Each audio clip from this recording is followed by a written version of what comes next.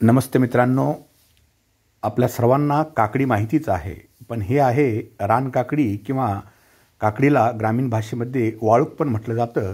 हे दिसणारं छोटंसं वाळूक आपल्या समोर आता आहे. फार तर फार 1 इंच लांबीचं अगदी लहान साईजचे वाळूक होतं. दिसायला हा वेल मेकीसारखा दिसतो. कुकुमिसची स्पेसीज आहे, पण त्या मेक्या नाही आहेत. मेक्या थोड्याशा गोलसर असतात, त्याची जाडी जास्त असते, याची जाडी तितकीशी नसते. खास करून ओढ्याकाठी आणि पाण्याच्या ठिकाणी छोटे जे धबधबे असतात जंगलामध्ये, अशा ठिकाणी उगवणारी ही वनस्पती आहे. खायला याची फळं अत्यंत छान लागतात. एकदम गोडूस मस्त फळं लागतात. भरपूर न्यूट्रिशननं भरलेली असतात. जर आपण जंगल सफारी करत असाल, फिरत असाल, तर हे झाड निश्चित लक्षात ठेवा, त्याचा आनंद घ्या. याची पानं, खास करून याचा पानांचा रस औषधामध्ये वापरला जातो.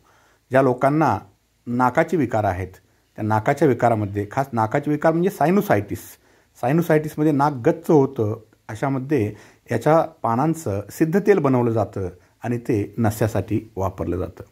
नाकामध्ये असणारी सूज जी आहे सायनुसायटिसमुळे आली, ती यानं कमी होते.